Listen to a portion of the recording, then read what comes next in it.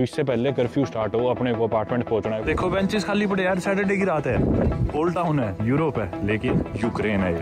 इतना बड़ा apartment old town में सिर्फ 3,500 का। बोल रही थी कि आज तक कोई इंडिया से गेस्ट नहीं आया मेरा, कि यहाँ पे तो कोई आने नहीं लग रहा, और तुम बोर के दौरान यहाँ पे घूमने के लिए आए हो, इतना चौक गई थी। इधर शेल्टर है, नीचे जाके चल के देखे एक बारी शेल्टर। देखना भाई, बम से ज्यादा डर तो इधर जाने में लग गया।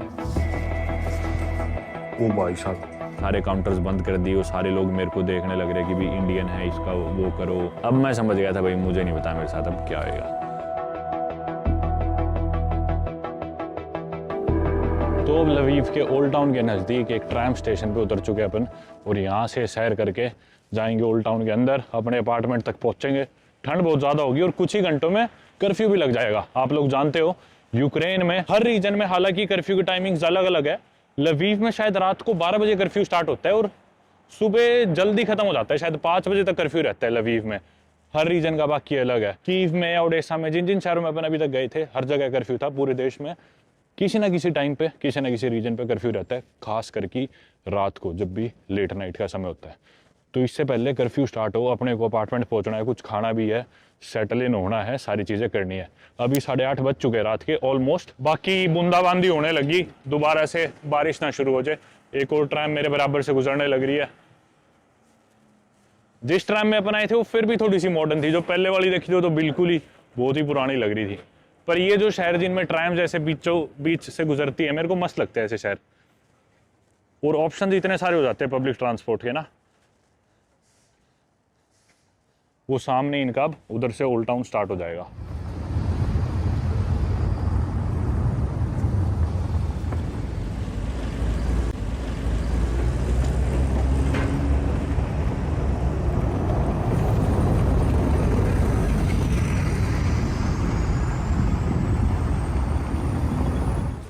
ये है इनका ओल्ड टाउन, काफी सिमिलर लग रहा है मेरे को तो पोलैंड के क्राको शहर से। पीछे रीजन भी है, अभी डिस्कस करेंगे। ये देखो कुछ बिल्डिंग्स, ओल्ड टाउन बिल्कुल खाली पड़ा है। और हालांकि वॉर ना हो तो और दिनों में, आज सैटरडे नाइट है भाई, सैटरडे को रात के समय यूरोप के किसी ओल्ड टाउन में अगर आप वॉक कर रहे हो और इतनी छीड़, मतलब इतना खालीपन आपको देखने को मिले, तो ऑब्वियसली वो यूक्रेन ही होगा। ये देखो, मतलब एक तो ये ज्योग्राफिकली काफ़ी नज़दीक है पोलैंड से। क्राको शहर इधर से इतना दूर नहीं है, यहाँ से सिर्फ 1 घंटा दूरी होगी पोलैंड की बॉर्डर।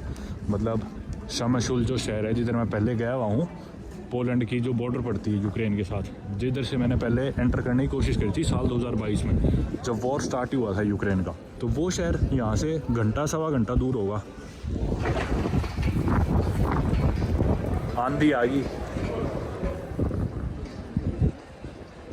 बाकी जहाँ तक मेरे को जाना है, लवीव जो था वो रशियन एम्पायर के अंडर नहीं आता था, ये ऑस्ट्रो हंगेरियन एम्पायर के अंडर आता था। और इसलिए यहाँ पे इतना ज़्यादा रशियन इन्फ्लुएंस देखने को नहीं मिलेगा जो ओडेसा में या कीव में जो था, क्योंकि वो सब रशिया के अंडर आता था पहले।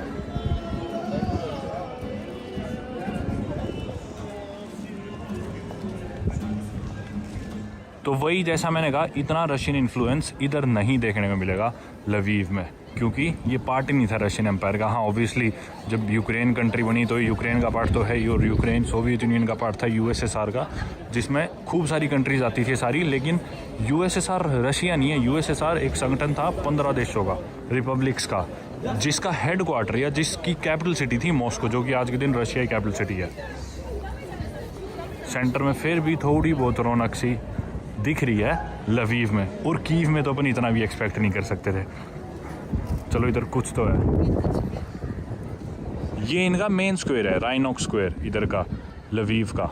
वहीं जैसा मैंने बताया, इधर से अगर आप क्राको चले जाओगे अभी सैटरडे रात को इसी समय, मान लो अब अगर आप टेलीपोर्ट हो सको, उनका राइनेक जो मेन सेंट्रल स्क्वायर है, राइनेक ग्लाउनी शायद नाम है उसका, सैटरडे रात को अभी इधर इतनी भीड़ होगी पोलैंड में, इतने लोग होंगे पार्टीज करते हुए, हैंग आउट करते हुए, सारे बार सारे कैफेज फुल होंगे। लेकिन लवीव में, क्योंकि यूक्रेन में फ़िलहाल वॉर चल रहा है, आप देख सकते हो क्या ही हालात है। और जबकि जोग्राफिकली कितना नज़दीक है, लेकिन कितने बड़े डिफरेंसेस आपको देखने को मिलेंगे। हालांकि अभी से कुछ ही हफ्ते पहले मैं क्राको भी था सैटरडे रात को, और कई बारी मैं क्राको जा चुका, क्राको शहर 3-4 बार जा चुका, फ्राइडे सैटरडेज। और अभी का ही मैं आपको माहौल बस बता नहीं सकता। उस दिन मैं वीडियो रिकॉर्ड नहीं कर रहा था, मैं ट्रांजिट कर रहा था उधर से, तो इतनी भीड़ थी, सड़कें एकदम जैम पैक्ड थी, लोग सड़कों पे घूम रहे थे, नाच रहे थे। यहाँ एकदम ही खाली। और ये भी वीकेंड है, आसपास के जो और छोटे टाउन्स है, शहर है, उधर से लोग अभी आए होंगे शायद वीकेंड मनाने के लिए, या जो लोग काम भी कर रहे होते हैं उनकी छुट्टी है कल की, आज की छुट्टी थी, तो फिर भी कुछ ना कुछ सेलिब्रेट करने के लिए लोग आए होंगे सड़कों पे। पर ये बस इनका पीक है, और अब ठंड वैसे भी बढ़ती जाएगी, तो इससे ज़्यादा भीड़ तो मुझे नहीं लगता अब सर्दी ख़त्म होने से पहले या फिर वॉर ख़त्म होने से पहले इधर दोबारा देखने को मिलेगी, जो कि ऑलरेडी सुनसान सा ही है। एक यूरोप के किसी ओल्ड टाउन के सेंटर को सैटरडे नाइट के हिसाब से अगर हम कंपेयर करें तो फ़िलहाल देखो बेंचेस खाली पड़े यार। सैटरडे की रात है, ओल्ड टाउन है, यूरोप है, लेकिन यूक्रेन है ये।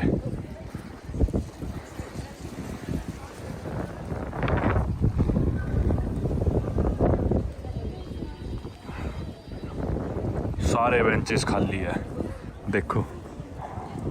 खैर ऐसे मौसम में बैठ के करें भी क्या आगे लोग, लेकिन फिर भी भाई अगर मैं इसे कीव से कंपेयर करूं तो बहुत ही बेहतर है। कीव में तो हर जगह कुछ भी नहीं था, कल फ्राइडे था, वीकेंड ही था एक तरह से, लेकिन कुछ भी नहीं भाई, कुछ भी नहीं। ये फिर भी बहुत कुछ है बाकी जगहों के कंपैरिजन में यूक्रेन से।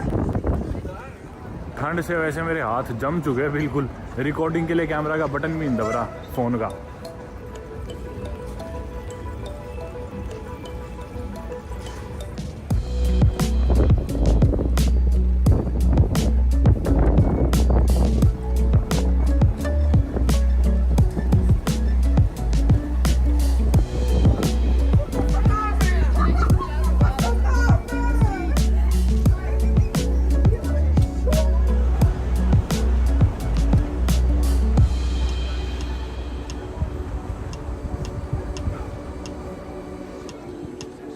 इधर ही कहीं दिखा रहा है लोकेशन जो मैंने अपार्टमेंट कराया, 16 नंबर था इसी स्ट्रीट पे।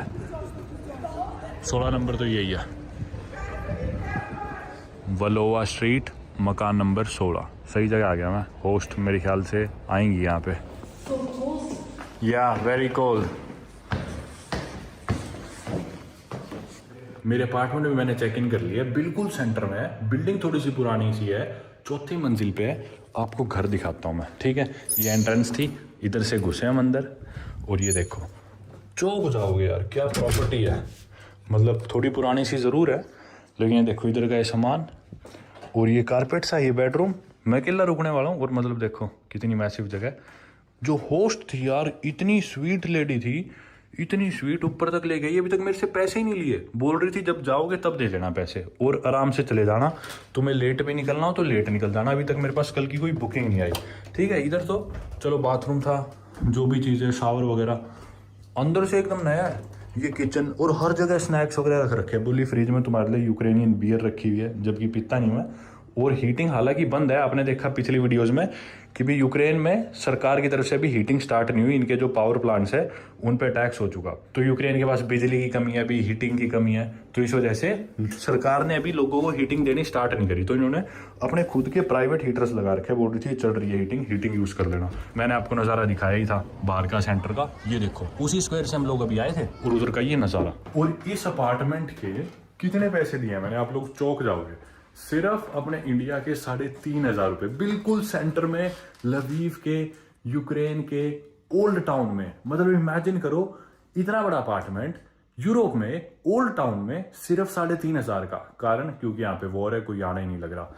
इधर से एक और खिड़की है, जिस खिड़की से कुछ वैसा सा ही नज़ारा बिल्कुल सेंटर का देखने को मिलेगा। क्या लाजवाब प्रॉपर्टी है यार, देखना। ये देखो यार, ऐसा व्यू, पूरा अपार्टमेंट बिल्कुल ओल्ड टाउन में, बिल्कुल सेंटर में।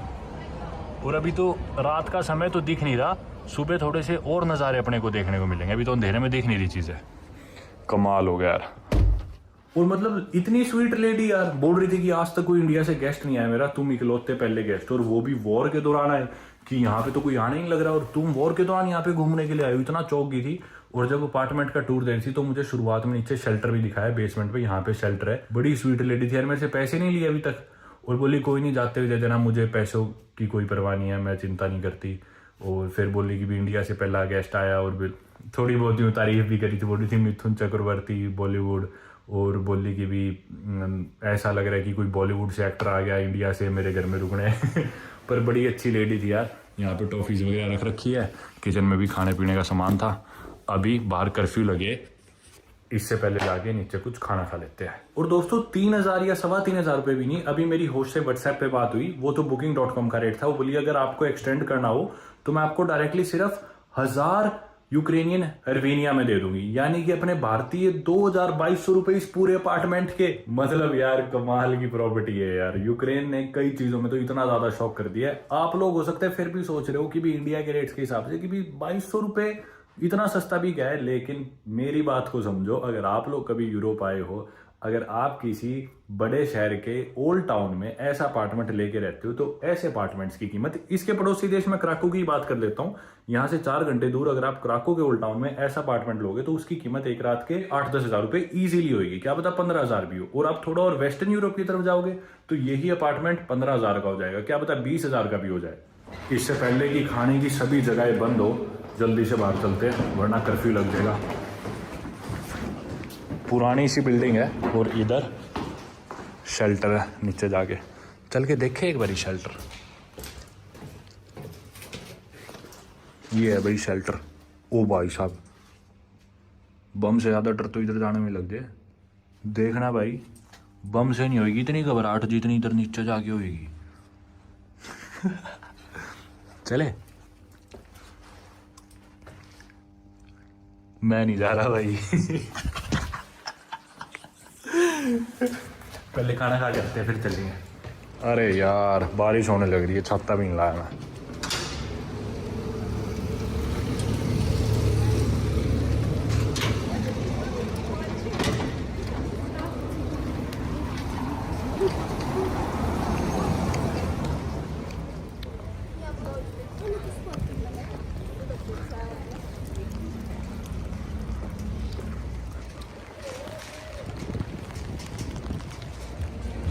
ये सड़क बिल्कुल खाली पड़ी है, सामने से लोग आने लग रहे हैं इस सड़क पे, पता नहीं क्या है।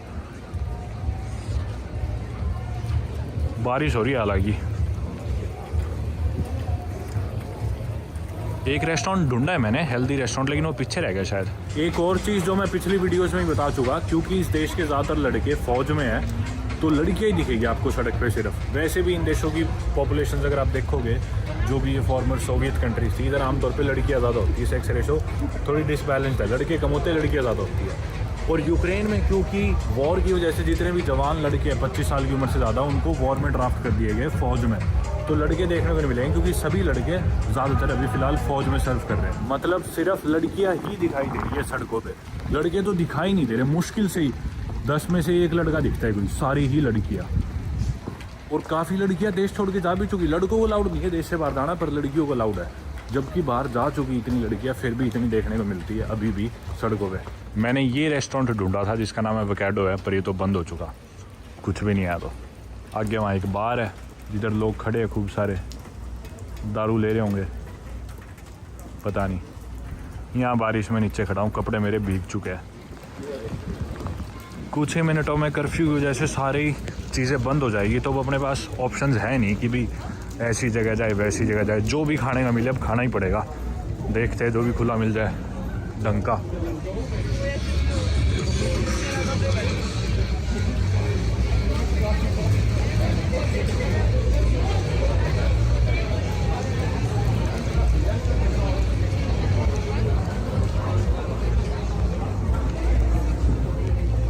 एक ये रेस्टोरेंट है, इसके रिव्यूज़ बढ़िया दिखा रहा है, इसी में चल पड़ते हैं। चुर्रास्को बिजी सा भी लग रहा है अंदर। ये अपना खाना सा भी आ तो गया और बहुत ही सस्ता है यार। ये इनका मेन्यू स्कैन करके खाना ऑर्डर करा था मैंने। सभी लोग हालांकि दारू पी रहा है, सैटरडे नाइट है, पर मैंने जिंजर टी मंगाई है, साथ में पाइनएप्पल। और अभी मेन कोर्स तो आया भी नहीं, मैंने चिकन का कुछ कबाब सा मंगाया है जो भी आएगा।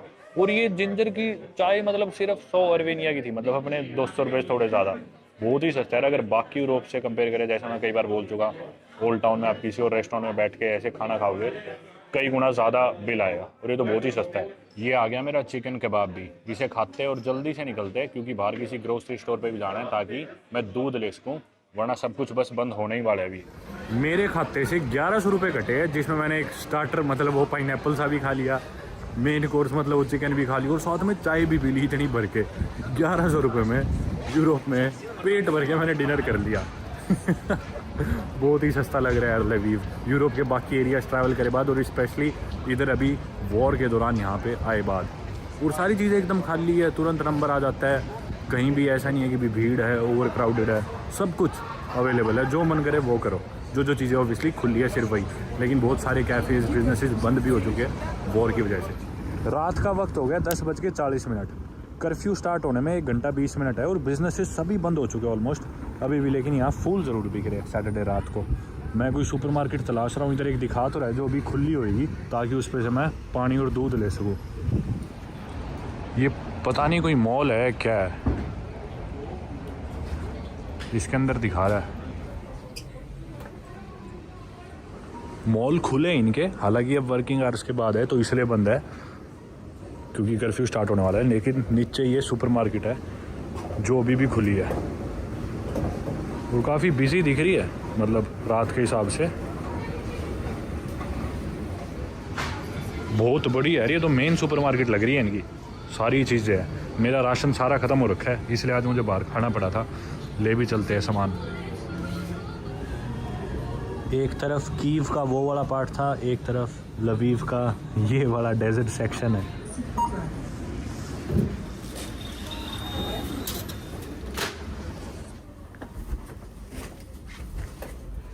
रात के 11 बज गए। अब फाइनली एक एक बार एक एक बिजनेस एक एक रेस्टोरेंट बंद हो गया है और सभी लोग वापस जाने लग रहे हैं घर की तरफ। ये देखो सभी लोग वापस लौटने लग रहे हैं, बिल्कुल खाली हो गया क्योंकि अब सारे बिजनेसेस बंद हो गए। 12 बजे कर्फ्यू स्टार्ट हो जाएगा। अभी 2 लड़के मेरी तरफ आने लगे जैकेट पहन के, मुझे लगा पुलिस आ गई, मेरे को टोक रहे होंगे। देखा 2 सब्सक्राइबर थे। पता नहीं यहाँ पे कैसे, अभी भी उत्तराखंड से थे दोनों भाई। एकदम शांति होगी अब। पहले तो फिर भी यूँ था कि भी कुछ चीज़ें खुली थी, अब सभी बंद हो गया, लोगों को बाहर निकाल दिया, चलो अपने घर जाओ। सुनसान होगी सड़कें, अपन भी पहुँचते घर पे इससे पहले कर्फ्यू स्टार्ट हुए। मौसम अब फिर भी थोड़ा ठीक हो गया, पहले तो बारिश होने लगी थी इतनी तेज़ जब अपन निकले थे, अभी फिर भी शांत है। शीशा मिला यहाँ पे एक मस्त सा, मैंने सोचा जाते जाते खुद की वीडियो बना लेते शीशे के आगे। इधर ही कहीं है अपना मकान, लेफ्ट में शायद। हाँ पहुँच गए।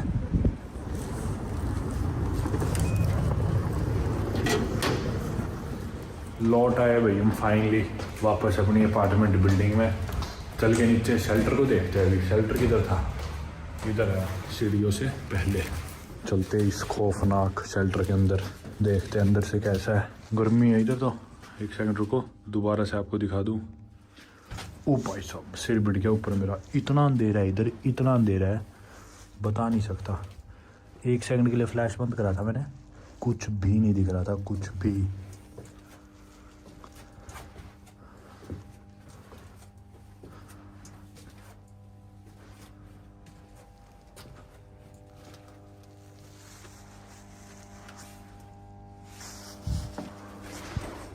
ओ भाई साहब गर्मी हो रखी है नीचे भयंकर। तारे लगी हुई है, शायद गर्म उसकी सप्लाई की है, हीटिंग की। ये है कुछ बंकर नीचे से। ओ भाई साहब शांति देखो, आगे ऐसी ही और गुफा ऐसी बनी हुई है, ऊपर देखो छत।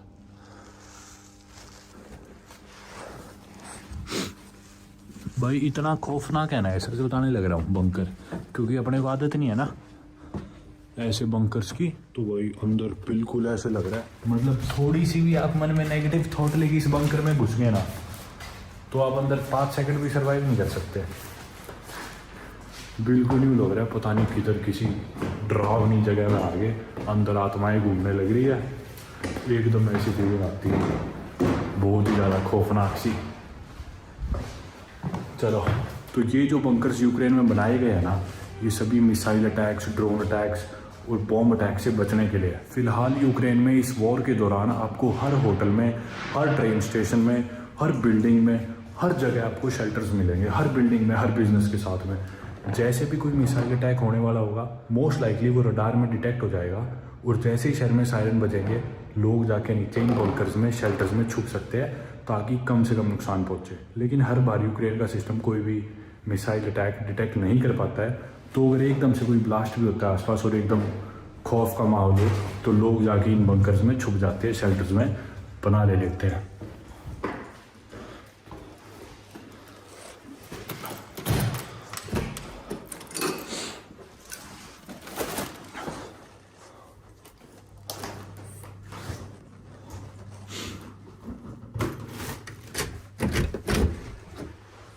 Welcome home.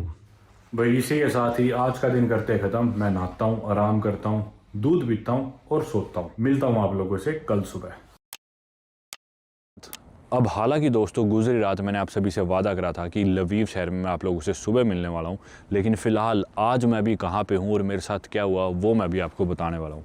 ठंड काफ़ी ज़्यादा हो रखी है, 0 डिग्री के करीब टेम्परेचर है। अब रात को तो मैं वीडियो ख़त्म करके सो गया, लेकिन जनरली जब भी मैं कहीं घूमने जाता हूँ तो मेरा मोटिव ये भी रहता है कि मैं बिना कैमरे के भी उस शहर को या जगह को एक्सप्लोर करूँ। संडे का दिन था आज और शानदार वेदर, सनी।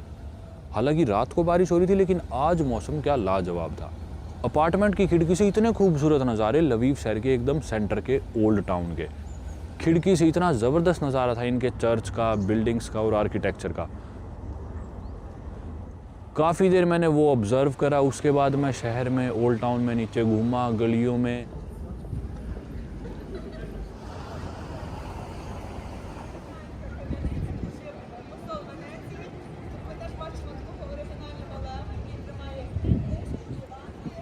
और संडेज एक्चुअली में मेरे फेवरेट दिन हो गए, क्योंकि किसी भी इंसान को कोई जल्दी नहीं होती। लोग किसी रश में नहीं होते काम पे पहुंचने के लिए या फिर वापस घर पहुंचने के लिए। लाइफ बहुत रिलैक्स्ड होती है और मैं ये फील करता हूँ कि लोग बिना किसी जल्दी के चीज़ों को एंजॉय करते हैं, मोमेंट्स को एंजॉय करते हैं। ज़िंदगी थोड़ी धीरे चलती है लेकिन मज़ेदार होती है। और इस संडे के दिन ही मैंने इनकी गलियाँ घूमी, शानदार इनके नज़ारे देखे ओल्ड टाउन के। लवीव शहर का आर्किटेक्चर भी मुझे काफ़ी डाइवर्स सा लगा, कहीं गॉथिक तो कहीं क्लासिकल। और ओल्ड टाउन के बीचों बीच ही काफ़ी लोग सैर कर रहे थे। कुछ हो सकता है ना के बराबर टूरिस्ट भी हो, जो मेरे ख्याल से यूक्रेन के और शहरों से आए हुए हो। ट्रैम गुजर रही थी सड़कों के बीच से, काफ़ी ही खूबसूरत नज़ारे थे।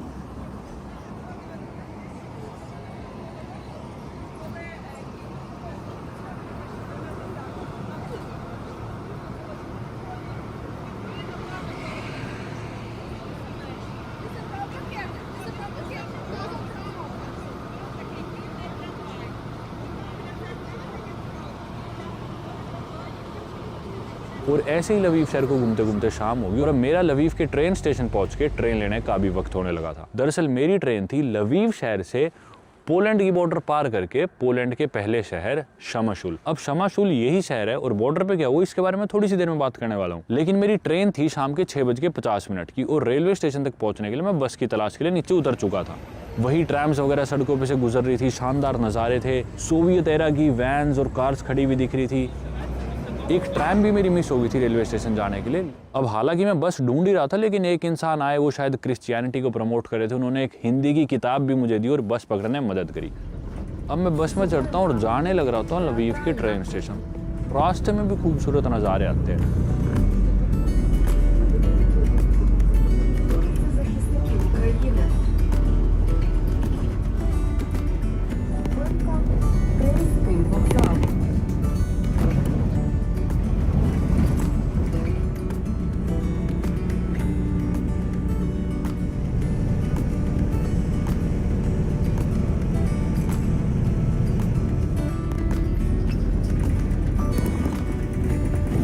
बस का सफ़र भी अपने आप में एक मज़ेदार सफ़र था।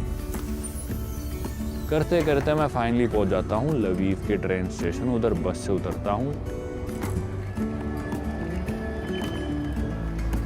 अब फाइनली बस से उतर के मैं जाने लगा ट्रेन स्टेशन के अंदर। ट्रेन स्टेशन में पहुंचा और अब बारी थी मेरा प्लेटफॉर्म तलाशने की।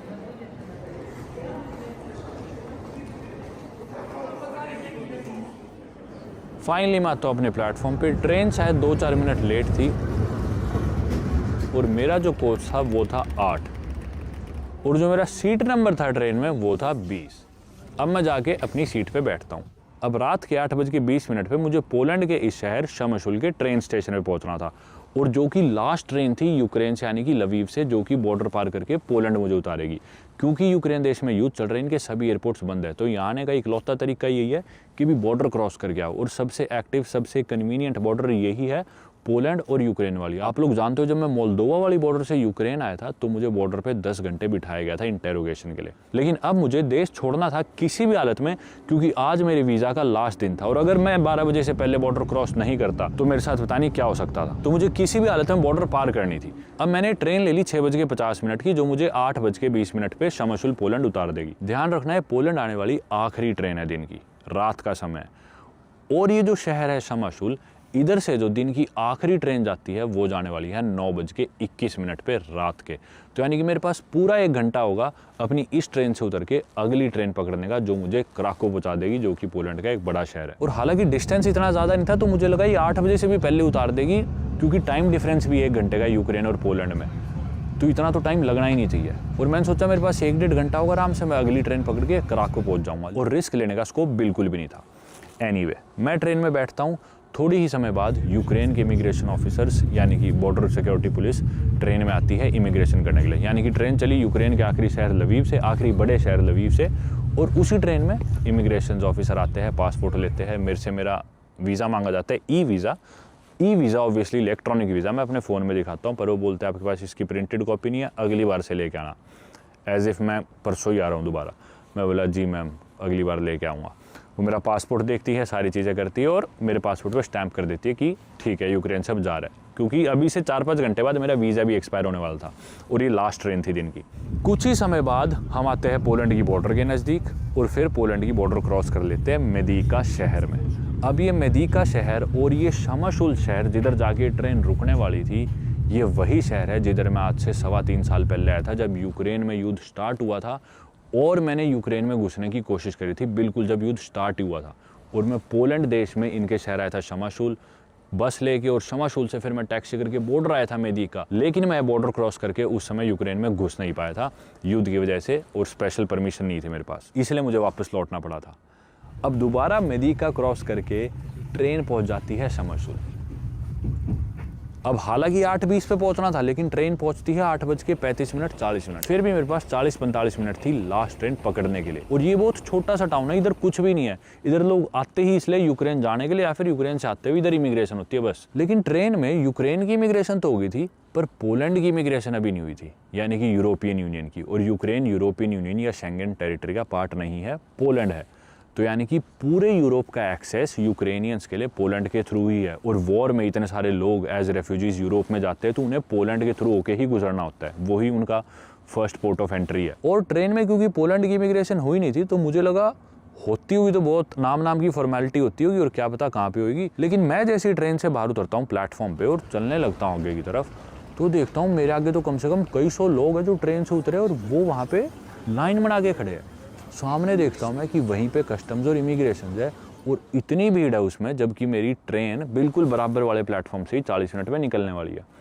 और इतनी भीड़ थी भाई वहाँ, मैं क्या बताऊँ, रेंग के चलना पड़ रहा था। इतने बड़े बड़े ग्रुप थे और सिर्फ 2-3 इमिग्रेशन ऑफिसर्स के काउंटर्स खुले थे और वही सभी के साथ डील कर रहे थे।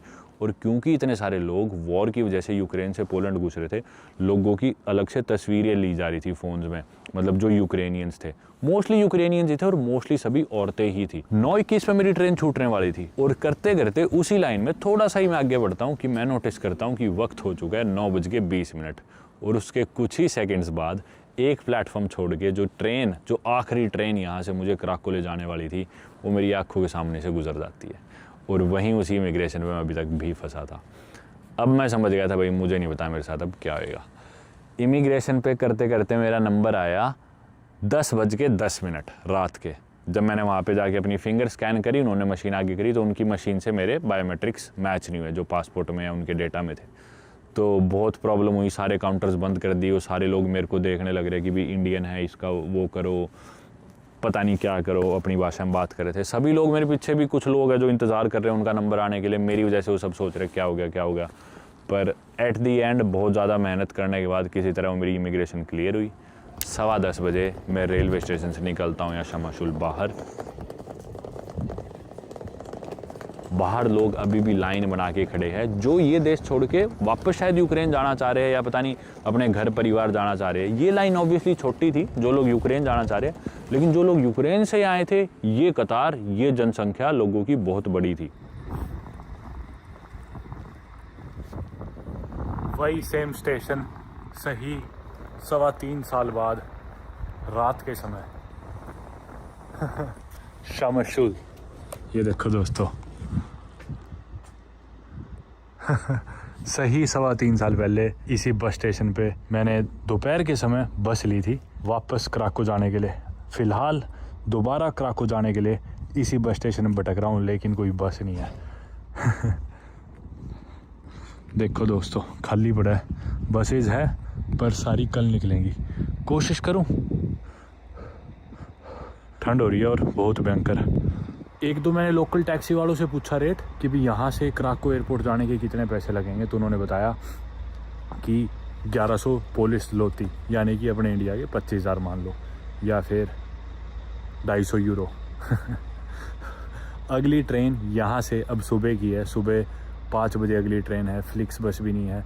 जो लास्ट फ्लिक्स बस थी वो भी 9:45 पे मिस हो चुकी है, जब मैं इमिग्रेशन की लाइन पे था। और ट्रेन आप लोग जानते हो, मेरी आँखों के सामने से 9:21 पे 7 वाले प्लेटफॉर्म से गुजर गई, जो कि क्राको पहुंचने वाली थी। शमशुल में रात को भी बार फंस चुका हूँ, कुछ भी नहीं पता क्या करूँ, कहाँ जाऊँ। पिछली बार यहाँ पे एक इकलौता हॉस्टल है, वो करा रखा था मैंने। अब रात के बज चुके हैं 11:15 और ठंड हो रखी है ज़बरदस्त, और यहाँ से अब क्राको जाने का कोई भी ऑप्शन नहीं बचता है। भूख भी लगी है, खाना तलाशना है, कोई बस अगर या कोई भी ट्रांसपोर्ट मिल सके तो वो तलाशनी है। दोस्तों, कई बार तो लगता है क्या छोटी दुनिया है। सही 3.25 साल पहले, 3.5 साल पहले, साल 2022 में अगस्त के महीने में इन सड़कों पे मैं भटक रहा था और खाने की तलाश में इस दुकान पे आया था, समीर कबाब। और इधर एक नेपाल से भाई थे, मुझे याद है, और इनके पास मैंने कबाब खाया था।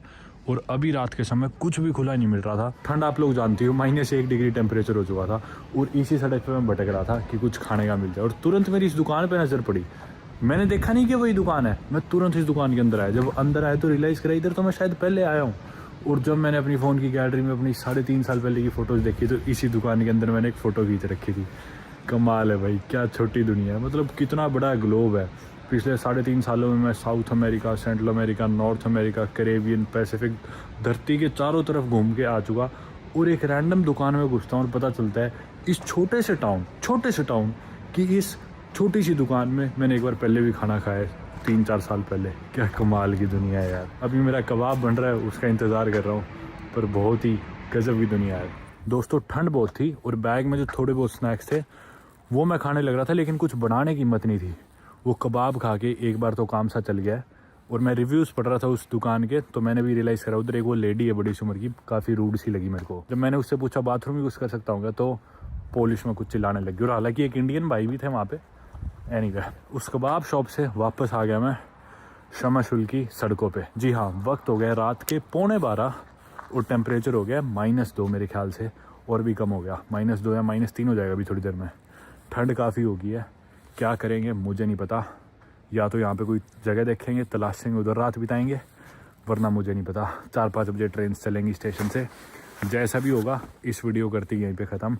ये था मेरा एक्सपीरियंस यूक्रेन देश का। काफ़ी मज़ेदार था, काफ़ी इंटरेस्टिंग था, काफ़ी यूनिक था, और जैसा तैसा भी था। मज़ा आया मेरे को घूम के। काफ़ी ही ऐसे टाइम पे गए जब कोई टूरिस्ट नहीं आने लग रहा था, और अपना एक्सपीरियंस अलग भी रहा उसी वजह से। और क्या मैं लौट के कभी दोबारा से यूक्रेन जाना चाहूँगा।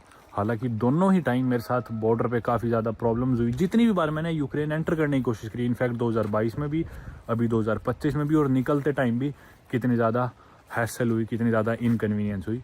पर मुझे लगता है कि भी इतनी मेहनत करे बाद भी सफिशिएंट टाइम स्पेंड नहीं करा मैंने उस कंट्री में। मैं दोबारा ज़रूर जाऊँगा। और अपना ये यूक्रेन का सफ़र एक पॉजिटिव नोट के साथ ख़त्म करते हैं। बहुत कुछ सीखने को मिलता है ऐसी जगहों पे जाके। और ये वीडियो या ये सीरीज़ भी अपन इसी वीडियो और इसी पल के साथ ख़त्म करते हैं। पता नहीं मैं आप लोगों से अगली बार कौन सी वीडियो में मिलूंगा, कौन से देश में मिलूंगा, कौन से शहर में या कौन से कॉन्टिनेंट पे, मैं खुद भी नहीं जानता। लेकिन जल्दी आप लोगों से मिलने की ज़रूर कोशिश करूँगा, दुनिया के शायद किसी और कोने में, या क्या पता इसी कोने में आसपास। पर एनीवे, इस सीरीज़ को करते हैं ख़त्म। मैं नहीं जानता मैं अभी फ़िलहाल क्या करने वाला हूँ, कल क्या करने वाला हूँ, अगले हफ्ते, अगले कुछ दिनों में कहाँ जाने वाला हूँ, लेकिन कहीं ना कहीं तो ज़रूर जाने वाला हूँ। Because home is where I lay my head. Good bye.